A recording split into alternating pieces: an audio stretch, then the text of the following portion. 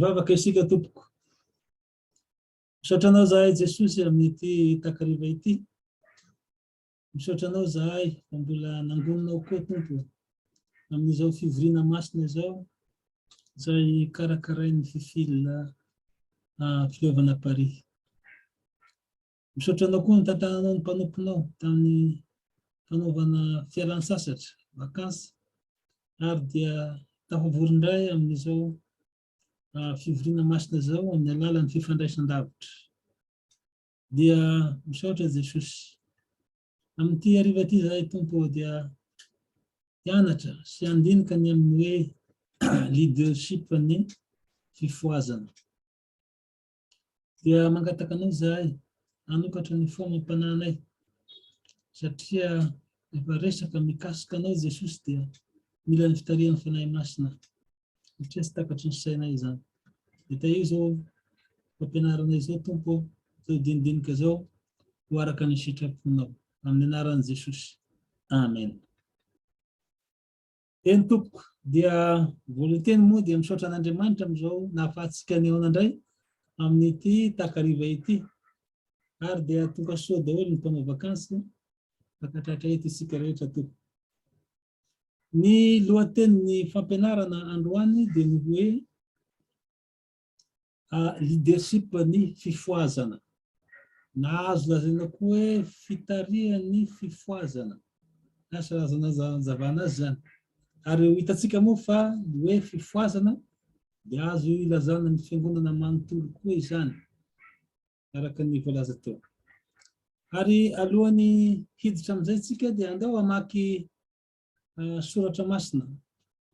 Ny voalohany dia ao amin'ny Petera voalohany toko 5 ny 2 ka hatramin'ny 7. Petera voalohany toko 5 2 ka hatramin'ny 7, ary ny vakiteny 2 dia Marka toko 10 ny 15 ihany. Raha mba misy volontera mamaky azy ireo tompoko dia tena fifaliana indrindra ary saorana. Petera voalohany ny anankiray toko 5 2 ka hatramin'ny 7, dia ny anankiray Marka toko 10 ny 15 ihany. Amin'ny anaran'i Jesosy. Petera voalohany toko 5 2 ka hatramin'ny 7. Ny anaran'i Jesosy.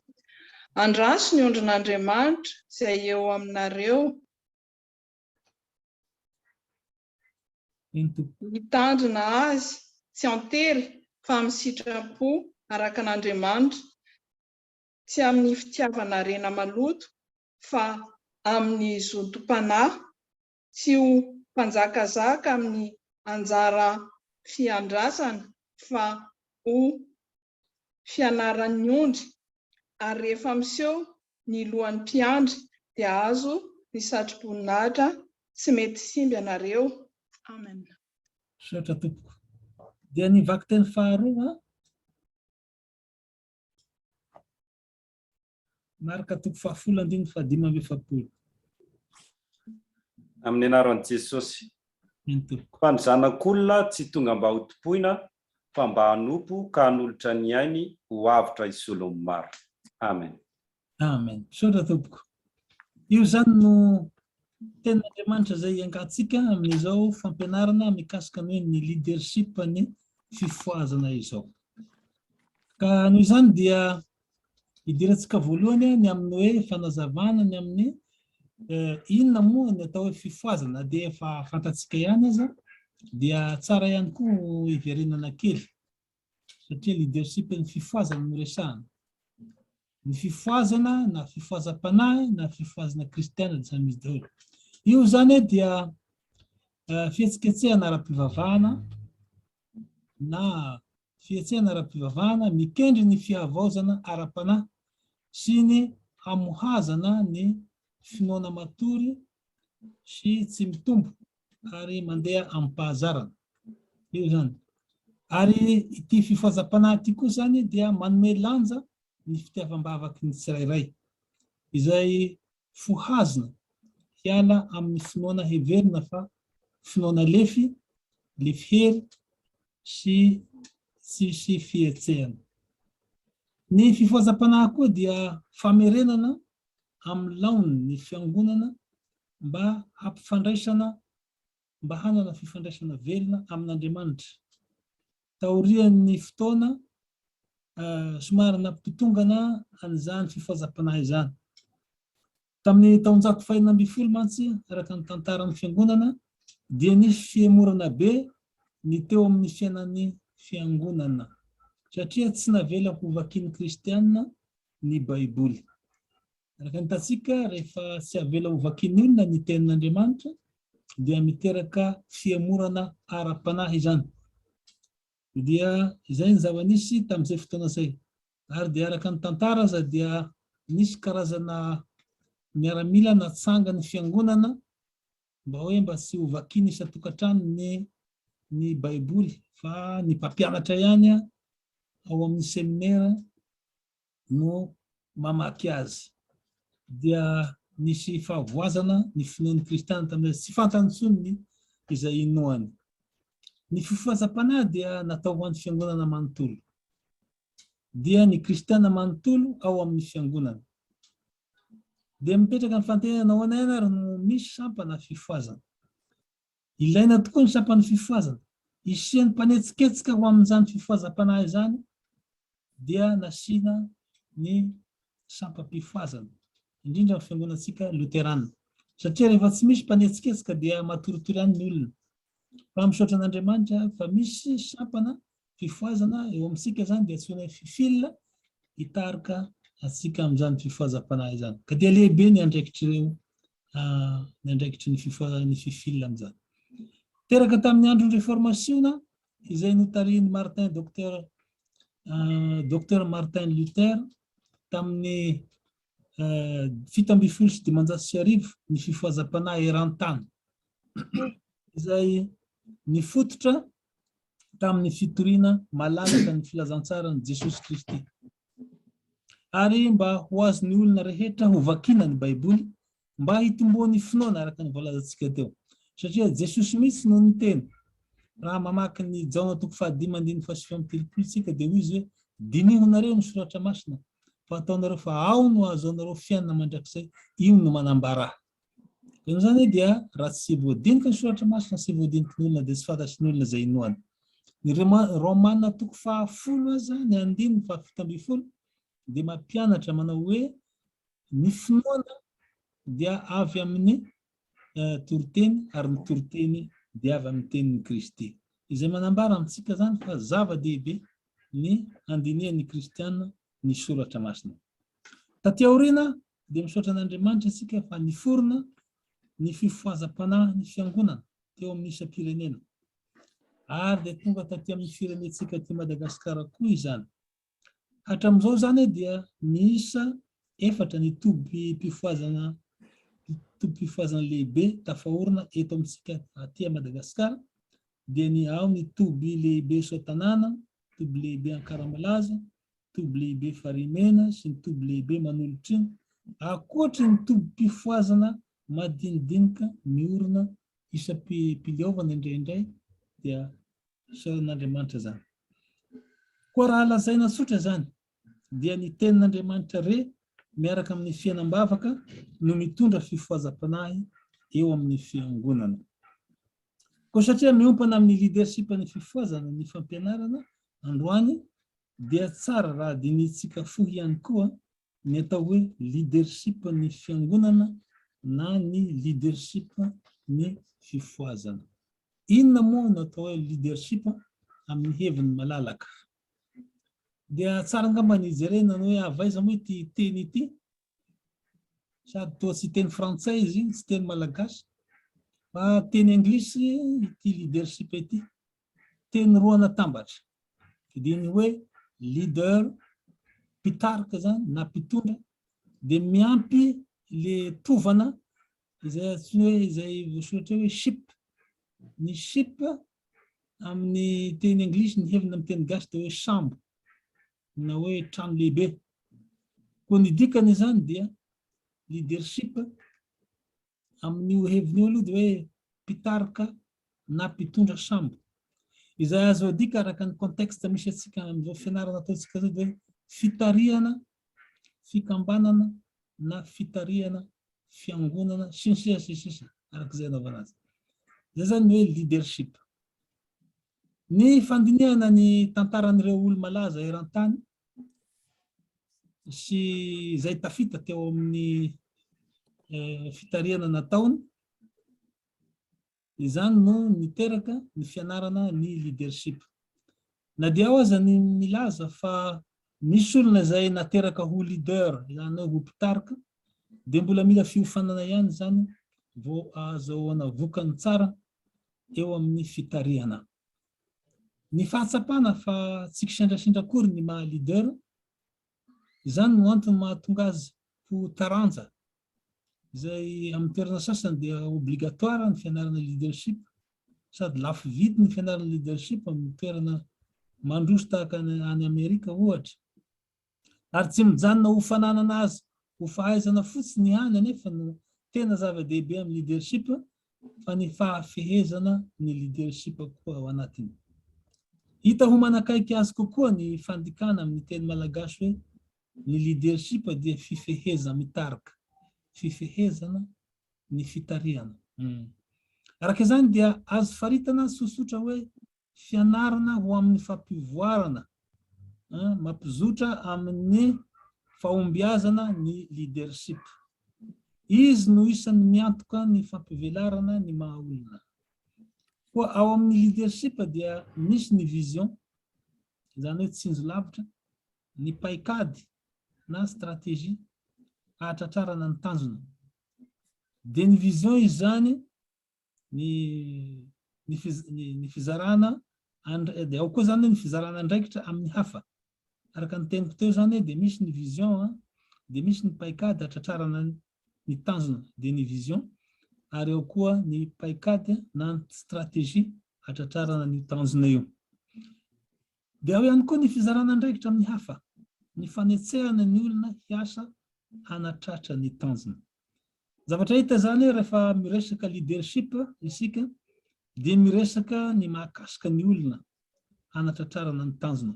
Izany no mahafa azy amin'ny antsoina hoe management. Ny management izay resahana fitantanana ny zavatra materialy hatratrarana ny tanjona. Ny leadership zany dia mikasika olona resahana satria leader isika teo dia olona. Araka ny voalaza eo. Fanontanina mipetraka zany dia ny hoe moa ve misy leadership ihany koa ao amin'ny fiangonana.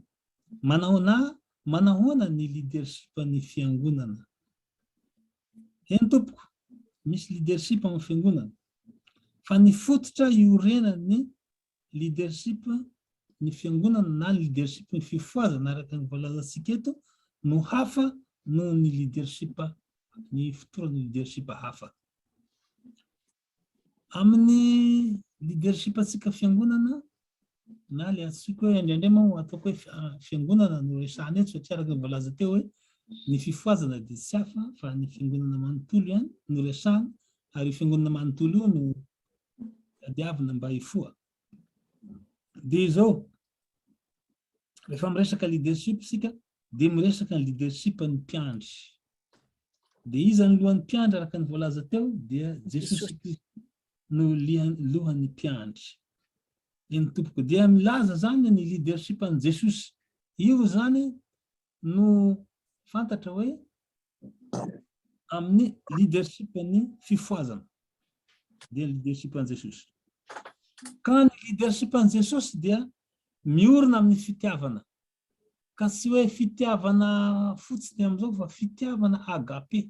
Io no iorenan'ny leadership any Jesosy. Inona moa no mampiavaka an'ity agape ty amin'ny fitiavana hafa? Satria raha lazaina tsotra dia misy telo karazana ny fitiavana. Amin'ny teny malagasy moa dia fitiavana ihany, amin'ny teny vahiny tahaka ny teny grika zany dia mizara telo ihany ny fitiavana io, ary ty agape ty ny tena fitiavana farany ambony.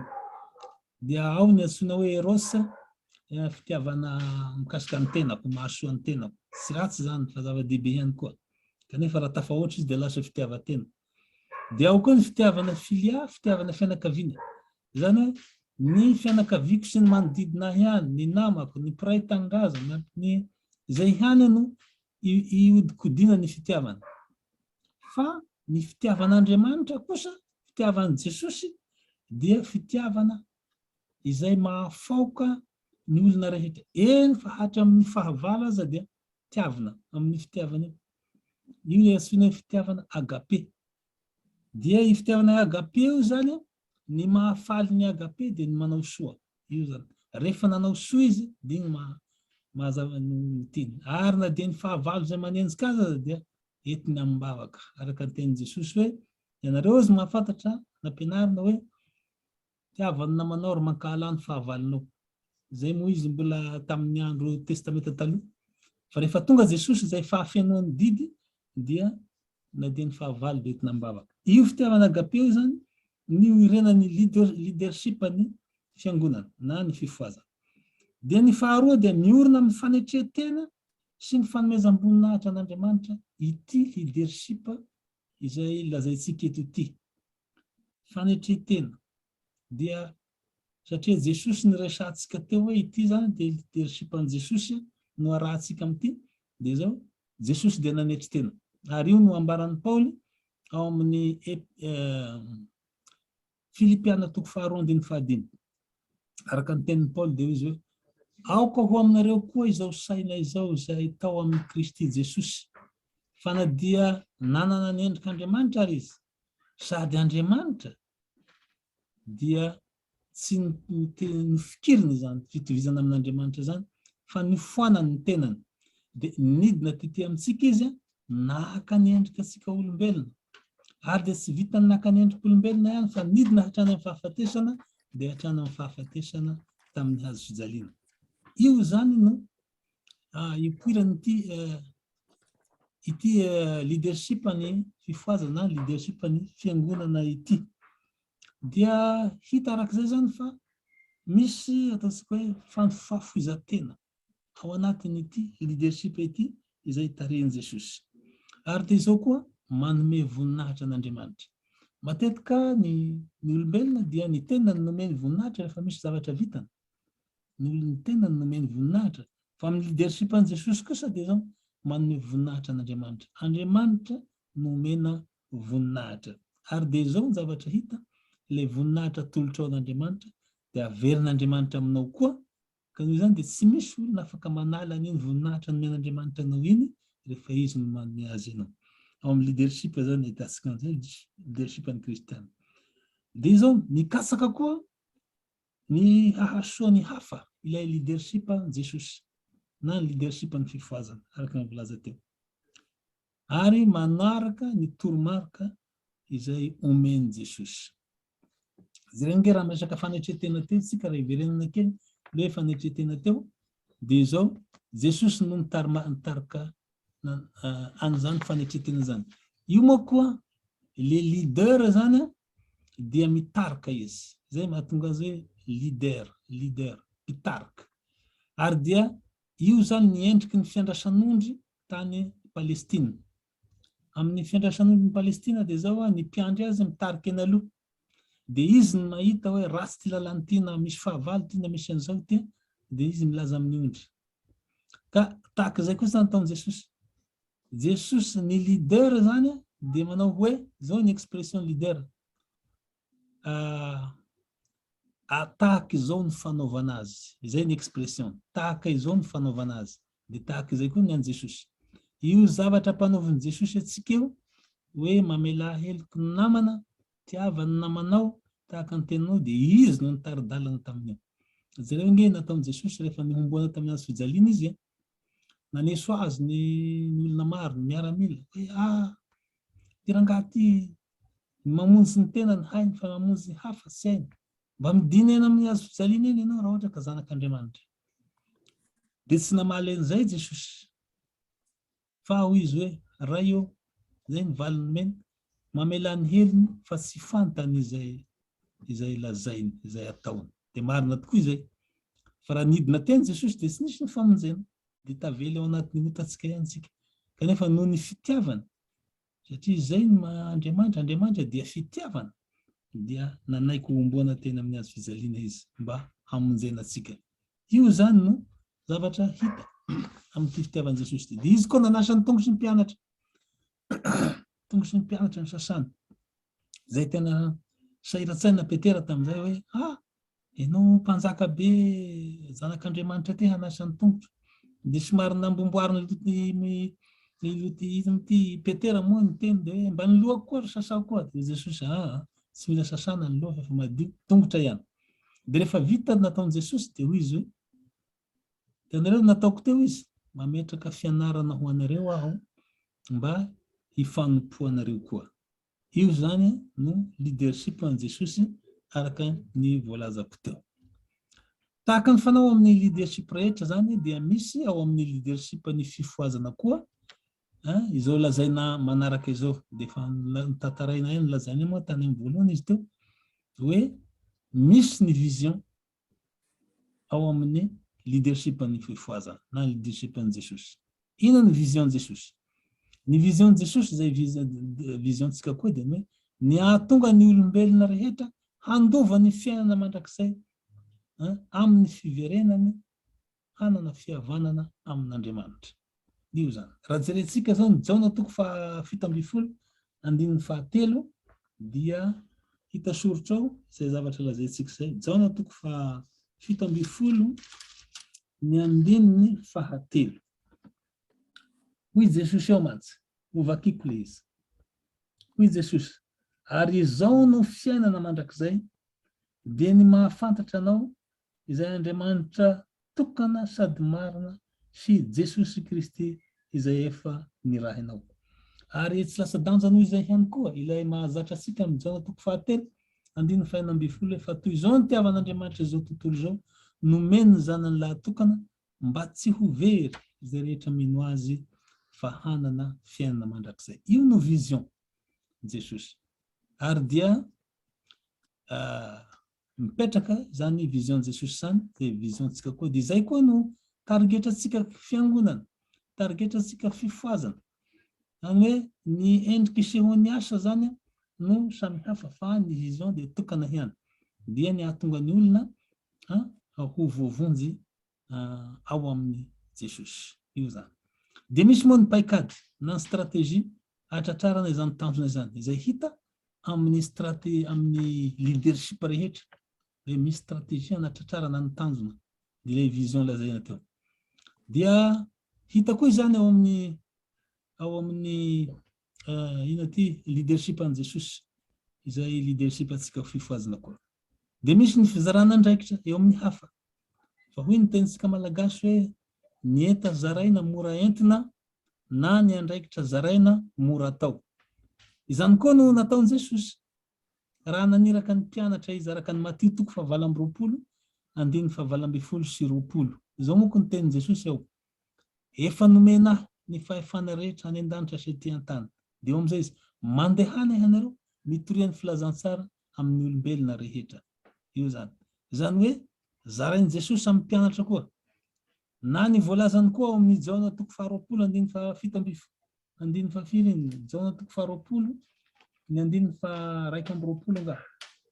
Ilay ilazany amin'ny liturjitsika fifohazana.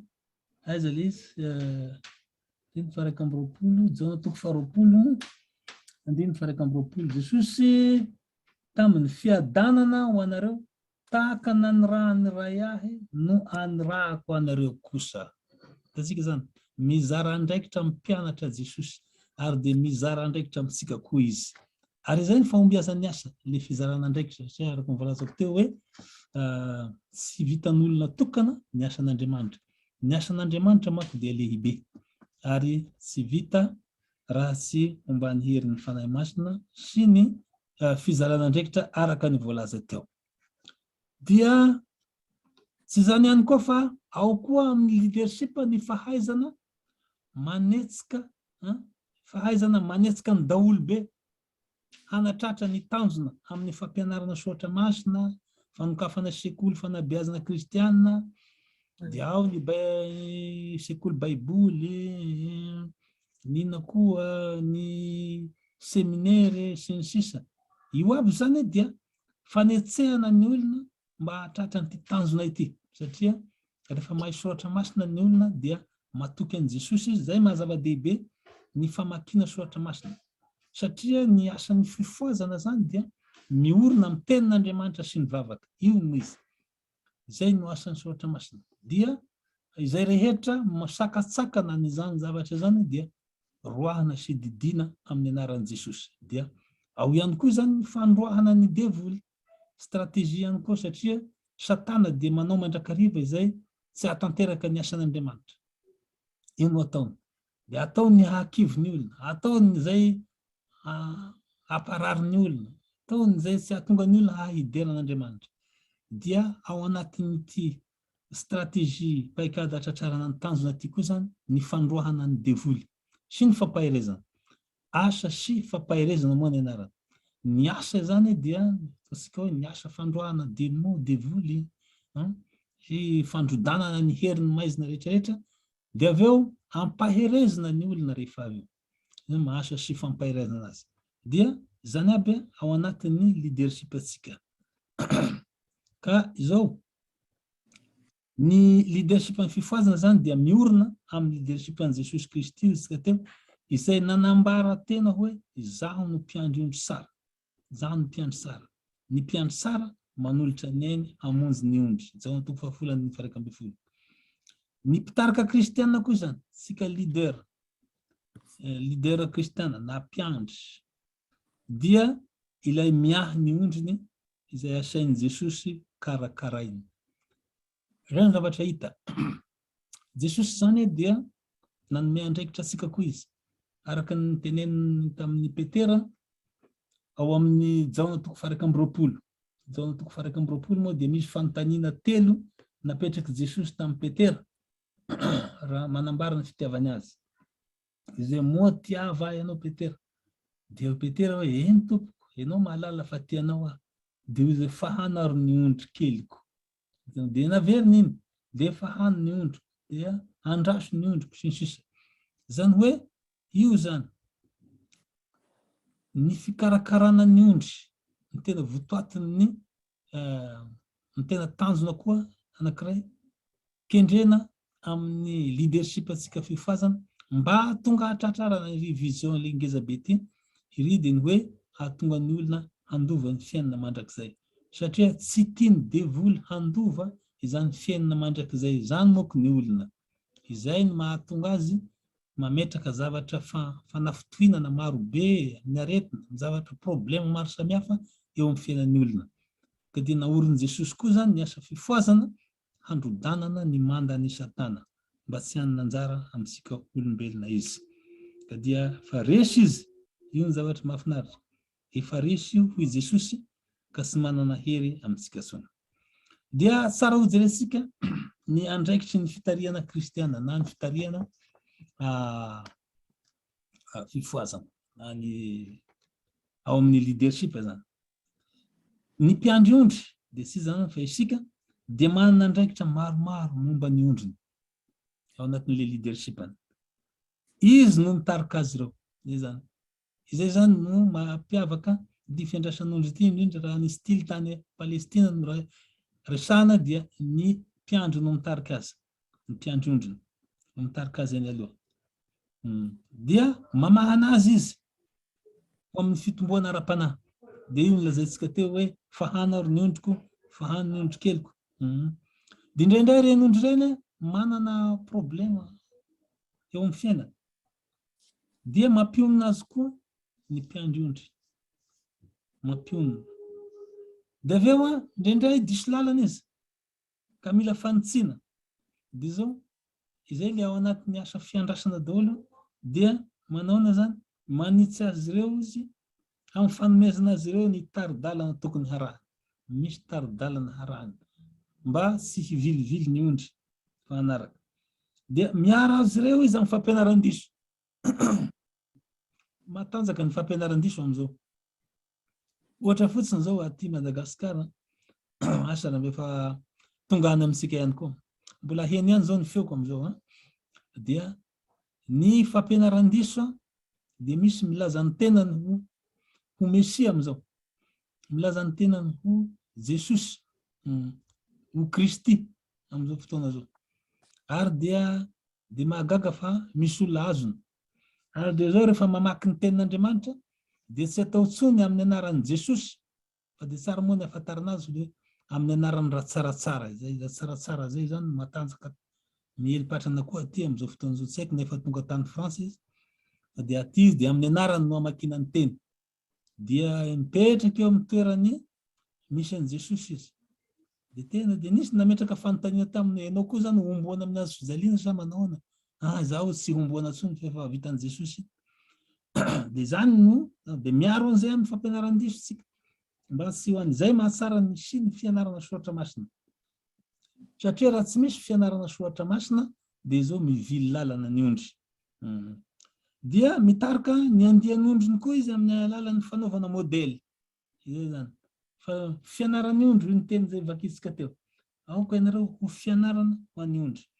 I Paoly dia hoy izy eo amin'ny Korintiana 1:1-2 araho ny fanahiko dia ny fanahafako an'i Kristy. Io zany mahasapitra ny asany na mila fitandremana koa ny asany zany ny mpiandry ondry. Dia ao aby zany vofaoko anatin'izany moa isika rehetra. Pastora ka mpiandry ka katekista ka izay mpitarika amin'ny fiangonana rehetrarehetra, mitarika ny ondrin'Andriamanitra, dia izay mametraka modely amin'izay ataony. Io ny voalazan'i Paoly hoe aoka sisy hanao tsinontsinonanao amin'ny fahatandroanao raha ny teny tamin'ny Timoty izy, fa aoka hanao fianarana ho an'ny mino amin'ny fitiavana ka amin'ny fiteny, amin'ny fitondran-tena sy ny sisa. Io avy zany no apetraka ho modely arahana.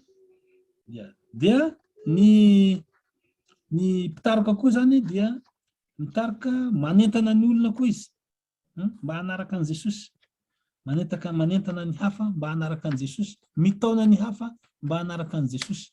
Izay mahatonga ny hoe ity asa fitariana ity dia manao tasy d'huile amin'ny fiainan'ny kristianina koa. Izay rehetra mahafantatra an'i Jesosy, mino an'i Jesosy dia mandray anjara koa amin'izany fitariana ny ondrin'Andriamanitra izany. Izay mahatonga antsika manao tafika masina ny kristianina mba hitaomana olona ho an'i Jesosy. Satria hoy Jesosy ao amin'ny Jaona 10:10, dia hoy izay za koa izy manana ondry izay mbola tsy tafiditra amin'ity vala ity. Izy rehetra reo dia asoiko koa mba ho ato mba ho andiany ray ihany izy. Dia io ny ilana ny tafika masina izay ataontsika, fa anatin'ny leadership ny fifohazana koa zany hoe manao tafika masina, miantso ny hafa koa mba ho tonga amin'i Jesosy. Ny kamesely dia komity mpiandraikitry ny sinoda lehibe. Izay ny kamesely. Komity mpiandraikitry ny sinoda lehibe dia manana karazana targetra ny kamesely. Dia izao ny kristiana tsirairay avy dia mitaona jentilisa ray farafahakeliny ho an'i Jesosy. Zay ny leadership koa izay. Hoe mitarika olona tsirairay, olona ray farafahakeliny, ka tsy hoe kristiana amin'ny fiangonana hafa, fa jentilisa izay tsy mahafantatra an'i Jesosy. Io zany no tokony tariny ho an'i Jesosy. Io zany. Zany zavatra hita. Dia ny sakafo moa izay omena ny ondrin'Andriamanitra, satria voalazantsika teo hoe Jesosy nanao hoe fahano ary ny ondriko. Inona no sakafo izay omena azy amin'ny fikarakarana azy?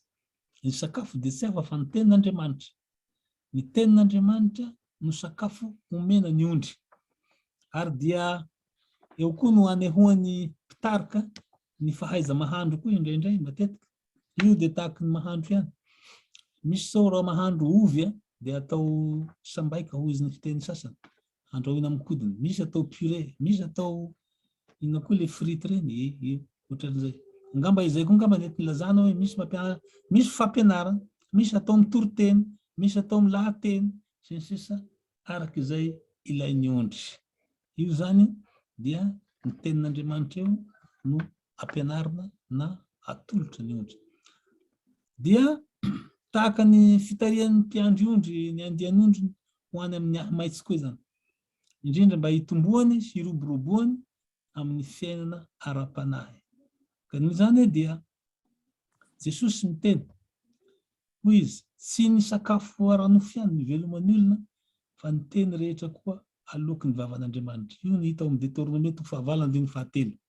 Ary indrindra rehefa nalainy devoly fanahy Jesosy, dia io namaliany azy rehefa niteny ny devoly manao hoe raha zanak'Andriamanitra ianao dia teneny ho tonga mofo ireto vato ireto. Dia hoy izy hoe tsy ny mofo ihany no iveloman'ny olona fa ny zavatra fa ny teny rehetra aloky ny vavan'Andriamanitra. Io zany tenin'Andriamanitra zany no amokisana ny ondrin'Andriamanitra. Dia ny mpiandry na ny mpitarika ny ondrin'Andriamanitra koa na ny mpiandry ondrin'Andriamanitra dia mampionona ny ondry koa izy amin'ny fanasitrana na ny feriny sy ny fanosorana balsamany fitiavana izany feriny izany, satria ny kristianina zany dia maro be ny ratra mahazo azy eto amin'izao tontolo izao. Noho izany dia mila mpiandry ondry koa izy, mila ny mpiandry koa izy solon-tenan'i Jesosy hanasitrana azy. Ao amin'ny ao amin'ny Isaia 1:20 dia misy tenin'i Jesosy, teny iza moa zany Isaia moa no manoratra azy, izay noraisiny Jesosy io ho milaza ny tenany. Isaia 1:20 ny manomboka amin'ny 9 eo dia izao no voalaza eo: ny fanahin'i Jehovah tompoko amin'ny anaran'i Jesosy no atao amiko hoy Jesosy, satria Jehovah fa nanositra ahy hitory teny soa mahafaly amin'ny mpandefitra. Naniraka ahy izy hahasitrana ny toritory fo, hitory fanafahana amin'ny babo, hamoaka ny ao an-tranomaizina ho amin'ny mazava, hitory ny tao ankasitrahan'i Jehovah, sy ny sisa sy ny sisa. Zany hoe misy tena fatorany devoly zany ny olona io, dia mila tsika hamoaka azy hiala amin'izany fatorana misy azy zany. Dia io zany le voalazantsika teo leadership na hoe stratégie ampiasaina hahatratrarana ny tanjona ny zany, hahatratrarana ny tanjona izay napetrak'Andriamanitra. Satria io le vision zany. Satria raha mbola fatopatoran'ny satana ny olona zany dia tsy afaka hideran'Andriamanitra izy. Ka noho izany dia anjarantsika koa zany ny manala azy amin'izany toerana misy azy zany. Dia zava-dehibe raha oharina eto, raha resahana eto ny leadership na ny stratégie ampiasaina hatongavana ny tanjona ho tratrarina. Dia izao koa ny zava-misy indraindray dia misy ihany kristiana mila fananarana. Zay zany. Indraindray misy kristiana mila fananarana. Voy ny oabolana 7:12. Hoy izy hoe ny tompo manafay izay tiany. Kay ny famaizana kay zany dia manambara ny fitiavan'Andriamanitra koa.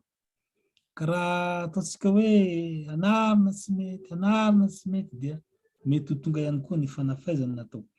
Ary zay mahatonga ny fiangonana zany indraindray mampiato kely ny kristianina izy rehefa manara-po loatra amin'ny ota anarina tsy miala dia mampiato kely. Ny ampiatona zany dia ampianarana. Zay no anatiny fampianarana, fitaizana, fa tsy fanariana. Tsy ariana izy fa ampianarana bebe kokoa mba halala ny sitrapon'Andriamanitra. Izay dia ao anatin'ny fikarakarana daholo izay zavatra voalazantsika zay. Ka izao raha tsy manao izay zany ny mpiandry ondry dia izao betsaka ny voa amin'ny ondry andrasana, indrindra fa ny fiarovana azy araka ny voalazako tao amin'ny fampianaran-diso. Satria ny fampianaran-diso amin'izao dia efa misy fampianarana mandeha any amin'izao fotoana zao manao hoe tsy intsony ny baiboly fa efa lany andro. Efa manao ny baiboly ho lany andro, manao ny fivavahana ho tsy izy intsony, fa fampianaran-diso no omeny ny kristianina. Ary dia ao amin'ny baiboly io aza dia misy tenin'Andriamanitra izay hesorina araka ny fampianarana. Dia mahagaga zay zavatra zay. Bokin'i Daniela, boky maromaro ny hesorina amin'io satria efa lany andro iny. Kanefa ny tenin'Andriamanitra dia mazava tsara fa izay manaisitra ny anankiray amin'ny tenin'Andriamanitra voasoratra io dia manaisitra ny anjara fiainany koa amin'ny hazonaina ho izy ny tenin'Andriamanitra. Dia zava-dehibe zany no ampahafantarana ny ondry an'izany zavatra izany satria tena romotra ny devoly amin'izao andro faran'izao. Amin'ny andro faran'izao mba hitaoman'olona ho any amin'ny fiaina tsy hita. Ary izao ny zavatra tsara ho fantatra. Notendren'Andriamanitra ny fibebahana mba ahafahantsika miverina amin'Andriamanitra. Izay no ambara ao amin'ny liturgia amin'ny maraina indraindray misy zavatra telo moka eo amin'ny fanambarana famelan-keloka. Hoe zaho fanandevina ny fahadosoanao tahaka ny zavona, ny fahadosoanao tahaka ny rahona, miverena amiko fa efa nanavitra anao aho. Zay. Davy fandahatra antsika ho Jehova na mena tahaka ny jaka zany fahotanareo dia ho fotsy tahaka ny oram-panalana, dia mangatrakatraka tahaka ny sily dia tahaka ny volon'ondry fotsy. Manambara ny fitiavan'Andriamanitra io, vonina handray ny mpanota mibebaka. Izany. Fa ny an'ny devoly dia ampitahoriny ianao. Izy tsy handrayanao tsony Jehova. Tsy handrayanao tsony Andriamanitra. Fahotana vitanao be dehibe zay dia anjarantsika koa zany ao anatin'ny stratégie ny hahatratrarana ny tanjona ny manambara fa tianao Andriamanitra. Raha mamaky tsika zao ny Hebreo 4:4-5. Nao mba hovakitsika kely ny Hebreo 4:4-5. Zay. Hebreo 4:4-5. Hovakiko ary, ndao hovakiko. Dizao zany, anaran'i Jesosy. Koa aoka isika hanatona ny seza fiandriana ny fahasoavany amin'ny fahasahiana, mba ahazo antsika famondram-po sy ahitantsika fahasoavana ho famonjena amin'izay andro mahory. Ina moa ny dikan'izany? Io le fampitoran'ny devoly teo zany. Hoe ianao dia very ianao satria izao nataonao, izao nataonao. Hadininy fa io no lazaintsika amin'ny isaky ny ady maraina hoe izay manafina ny fahotana tsy ambinina fa izay mahafoy, izay misotra ka mahafoy azy no azo famondram-po. Misotra ka mahafoy. Zay zany. Tsy hoe milala ota fa accident moa ny ota io amin'ny fiainan'ny zanak'Andriamanitra. Kanefa dia izao Andriamanitra tsy manary azy satria nahoana fitiavana mandrakizay ny fitiavan'Andriamanitra antsika. Ary lazain'ny boky Isaia ihany koa ny 127 tapany faraparany dia izy efa nofidiko ka tsy nariko. Efa nofidiko ka tsy nariko. Andriamanitra no miteny an'io zany. Dia voalaza ny tenin'Andriamanitra ihany koa. Fa hoy izy hoe efa vitako tomboka vasa eo ampelantanako ianao. Zay. Zany hoe tena fiainana sambatra ny azontsika amin'ny tompo. Ka eto zany dia ararotina ity mbola isokafa ny seza fahasoavana amin'ny Hebreo 4:4 teo. Hoe koa aoka isika anina hoy izy hanatona seza fiandriana ny fahasoavan'Andriamanitra. Fa mbola ho avy ny seza fiandriana ny fitsaran'Andriamanitra. Zay zany zao tena tsy zaka izay rehefa mitranga. Kan'io zany dia manatona an'Andriamanitra mandrakariva ny bebaka. Dia hoy Lutera ny devoly izy ny fahotantsika sy ny adama ela ao anatsika dia tsy maintsy vonoina amin'ny nenina ataosika isan'andro. Nenina sy fibebahana ataosika isan'andro. Isan'andro manao izany fibebahana sy manenina amin'ny fahotana zany. Satria ny foritan'Andriamanitra koa io zany lalana hanatonantsika azy. Izay tsy ananan'ny devoly. Ny devoly mako voaozina. Fa isika tsy voaozina misaotra an'Andriamanitra. Noho izany dia mbola raisintsika rehefa mibebaka aminy. Dia satria zanany isika. Ary zavatra tadidina koa izao naterak'Andriamanitra isika, zanany isika, lafo vidy amin'Andriamanitra isika.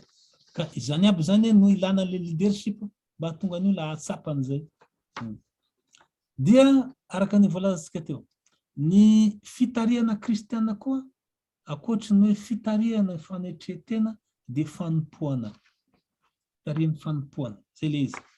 Ny andrian'izao tontolo izao fampianaran'i Jesosy amin'ny Marka 5:10 zany vakitsika teo. Hoe ny zanak'olona ho izy dia tonga tsy ho topoina fa hanompo. Marka 5:15 hoy izy hoe ary ny zanak'olona tsy tonga mba ho topoina fa mba hanompo ka hanolotra ny ainy ho avotra hisolony maro. Io zany.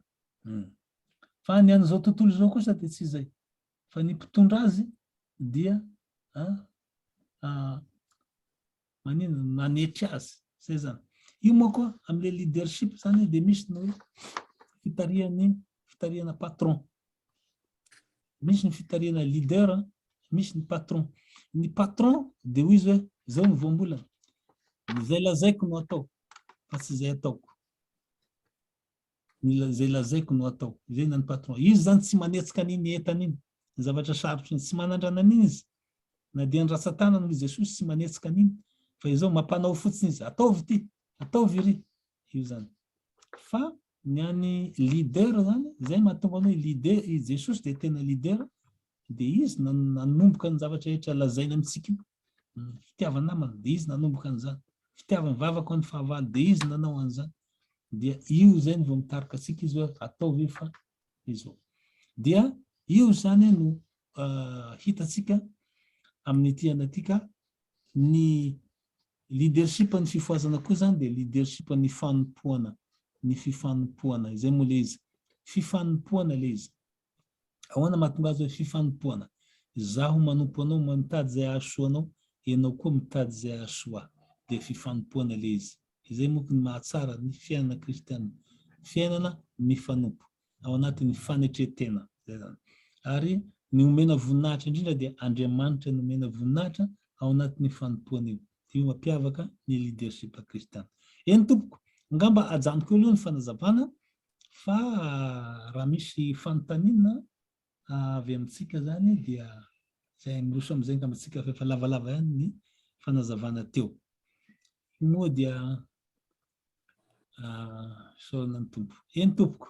Zay ngamba no anako tompoko fa dia misaotra an'Andriamanitra fa mbola tsy nisy tapaka ny jiro aty mandeha tsara daholo am'izay. Dia misaotra azy. Misy io zany tsy hoe fanontaniana ihany fa contribution koa tsara koa. Ny karazana hoe partage nga, partage. Satria raha mikasika ty leadership aty tsy dia sarotra ny milaza azy. Anao koa migendry izay mahasoa azy.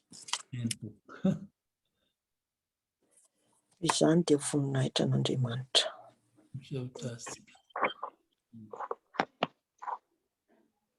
Misy fanontaniana tompoko?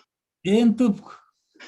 Misaotra Pastora amin'ny fampianarana omenao anay. Fa dia mafonja tokoa. Fa Andriamanitra hamaly fitianao sy ny ankonanao. Ny fanontaniana Pastora dia eo amin'ilay hoe fitarihan'ny leadership mitarika olona iray tsirairay mitarika amin'ny finoana. Ka misy zany ny olona indraindray lien social no tena tadiavina any am-piangonana. Dia rehefa indraindray izy tonga, indraindray tsy tonga. Misy ohatrohatr'izay. Dia raha mitarika an'ireny olon-ireny tompoko anisan'ny leadership koa ve sa hoe fa mino izy satria niangona? Eny tompoko. Mila fapata. Izy io zany ny tenin'Andriamanitra zaraina io. Izay zany nahatonga ny teny teo hoe indraindray amin'ilay tenin'Andriamanitra zaraina tahaka ny nahandro ilay izy hoe ity tandrify an'ity, ity tandrify an'ity. Fa amin'ny tenin'Andriamanitra io zany dia misy fampibebahana, dia misy amin'io famporisihana, dia misy amin'io fananarana, dia misy amin'io fampijoroana amin'ny finoana. Zay zany. Angamba izy ery zany zao mbola tsy tena mijoro amin'ny finoana. Mety mbola mijery olona izy. Na koa manao ny manaraka an'i Jesosy izy satria ity fiangonana ity izy dia fiangonan'ny dadabenay ity izahay nanorina an'ity dia tsy maintsy kristiana ato izahay. Fa tsy fantany loatra ny tena hoe ahoana zany mifikitra amin'ny Jesosy zany. Noho izany dia zany olona zany dia mila famangina. Mila famangina dia taomina izy mba ahafantatra tsara an'i Jesosy. Satria mbola lien social ny tadiaviny tsara zany, tsara fa mbola tsy ampy. Dia ampiana le izy eo zany ny ilanany hoe araka ny teny Jesosy hoe za mahafantatra azy ary izy mahafantatra zay mako.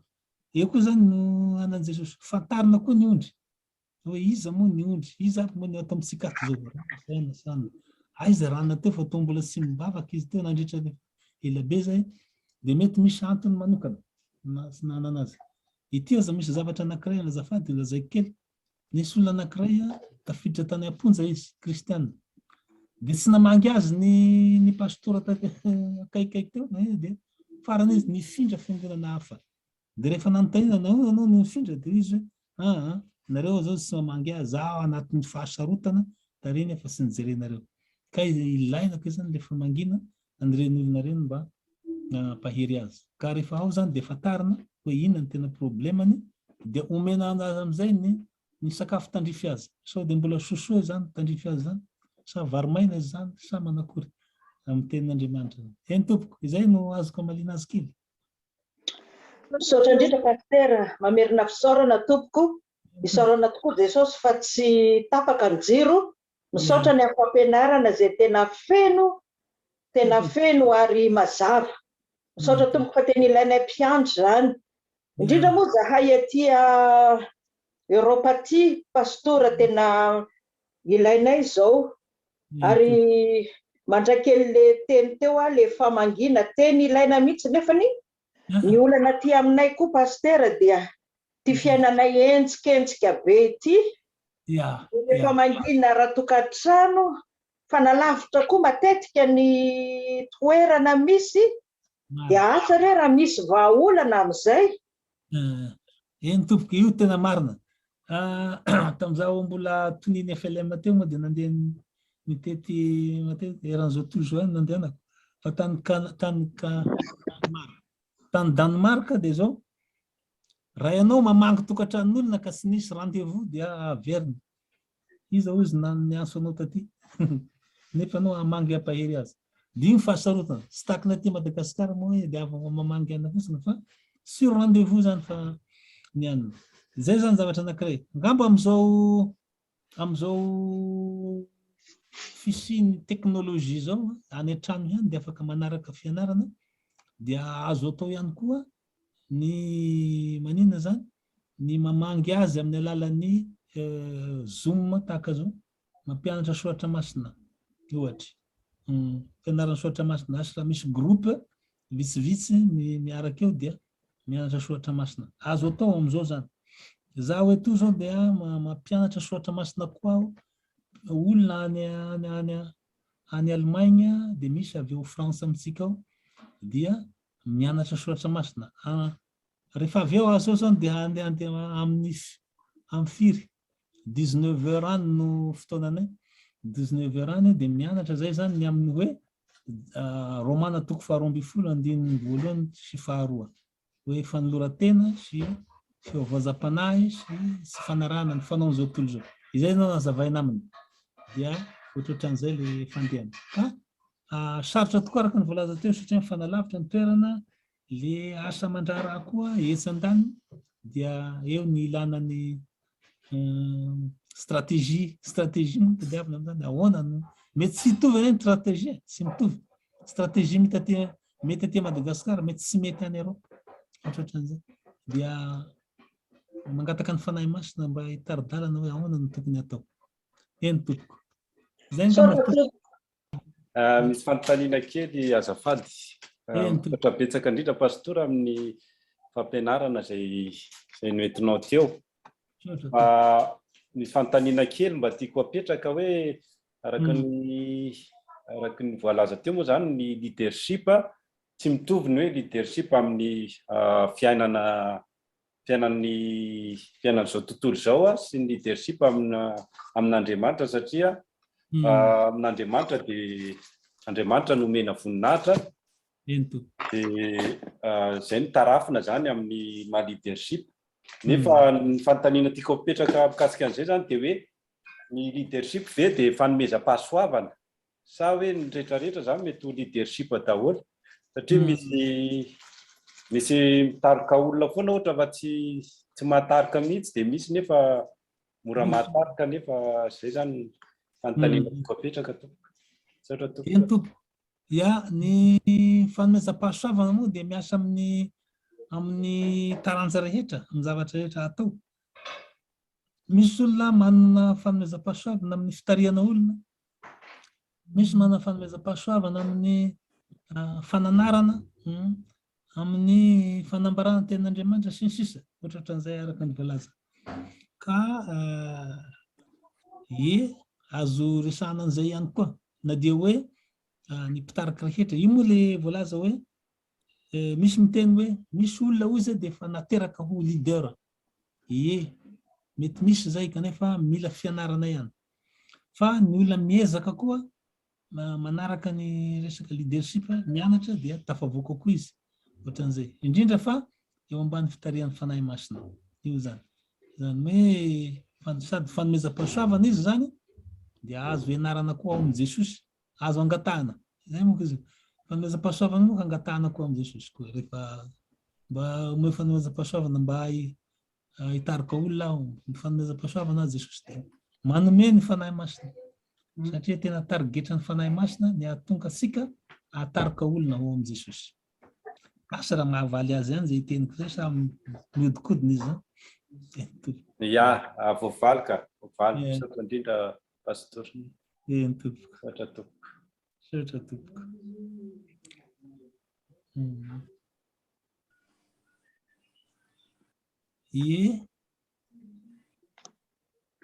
Olona misy manana fanontaniana ve tsika azafady eo?